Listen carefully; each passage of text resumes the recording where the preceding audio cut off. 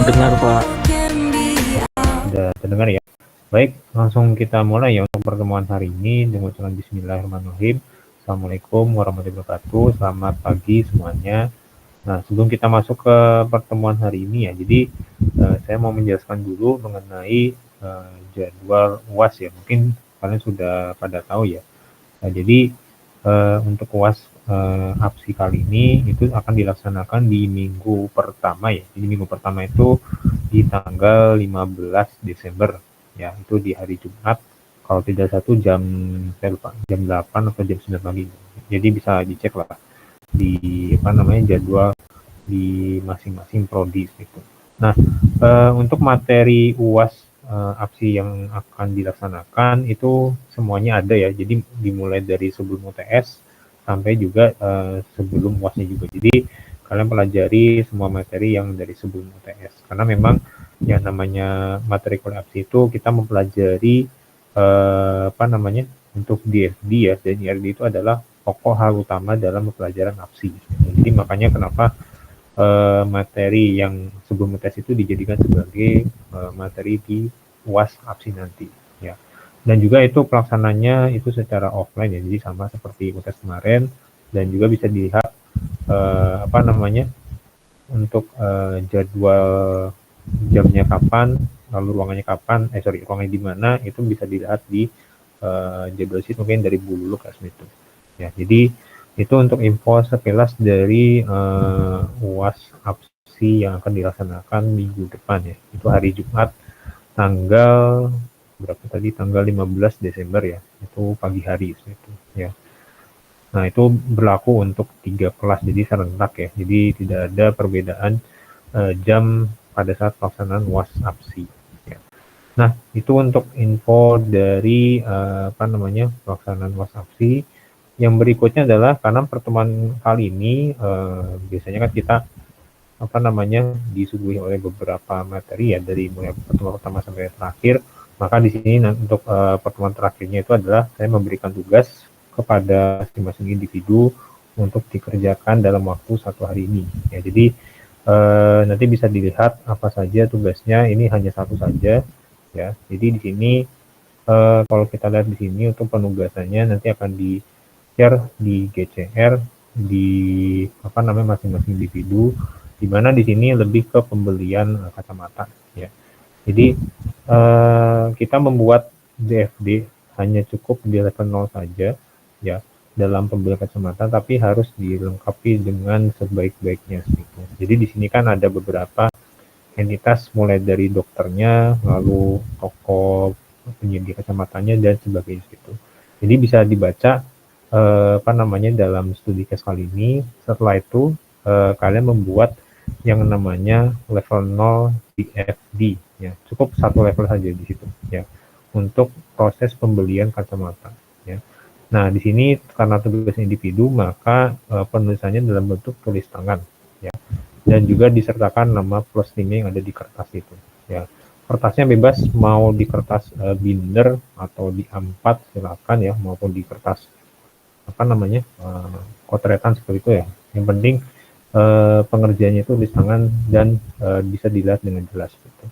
Nah, setelah itu baru di scan ya dengan menggunakan format filenya, baik itu JPEG ataupun PDF ya, itu nim_nama ya, itu dinamakan seperti itu. Lalu nanti akan diupload di link tugas 1 yang ada di GCR. Nanti akan saya share linknya yang ada di GCR tersebut. Waktunya hanya hari ini saja, jadi kalian masih ada waktu mungkin ya sampai jam 12 malam ya. Artinya kan 12 jam lebih kalian bisa menggunakan waktu tersebut untuk mengerjakan satu tugas ini ya.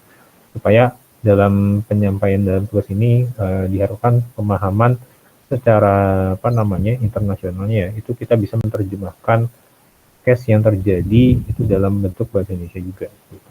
Maka di sini kenapa disampaikan dalam bentuk bahasa Inggris gitu. Karena kan di sini untuk DFD juga kita mempelajari apa saja yang terjadi tidak hanya di negara kita, tapi juga di negara luar gitu. Ya, ini contoh sederhananya itu adalah pada saat pembelian kacamata. Ya. Jadi untuk tugas kali ini akan saya share di GChat terlebih dahulu ya.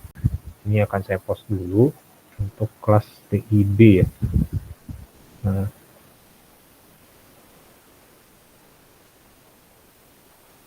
oke, sudah saya share di KCR kalian masing-masing. Itu ada namanya link tugas 1 ya.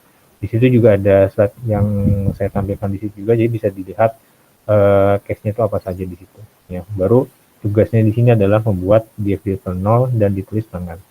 Nah, deadline-nya hari ini pukul 23.59 di-upload via Google Form ya, bukan via GCR ya di sini. Sudah saya sertakan linknya yang ada di link tugas 1 gitu. Oke. Oke, sebentar ini saya coba save dulu ya. Opsi B temuan 15 ya.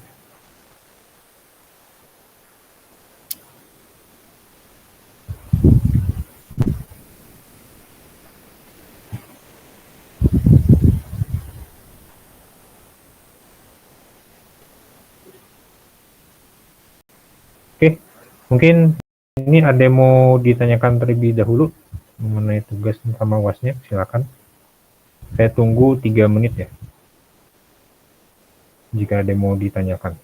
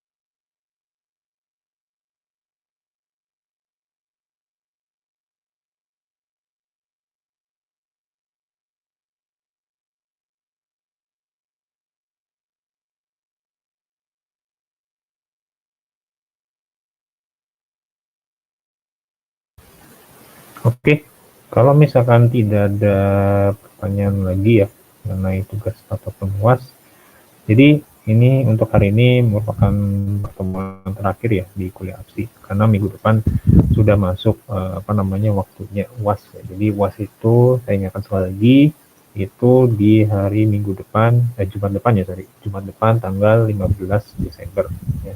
Pukul 9 pagi kalau tidak salah ya, saya ingat. Mungkin kalian bisa cek lagi di Google Sheet yang sudah di-share oleh Bu Luluk itu, dan sifatnya adalah offline, jadi harus datang seperti UTS kemarin seperti itu ya. Jadi sebelum saya tutup mungkin karena ini pertemuan terakhir, jika ada kesalahan dari saya mohon dimaafkan apabila ada kekurangan dalam melaksanakan perkuliahan dari pertemuan pertama sampai hari ini seperti itu ya. Jadi nanti kita bisa ketemu lagi di kuliah lainnya, misalkan seperti di kuliah pilihan seperti itu. Ya, baik.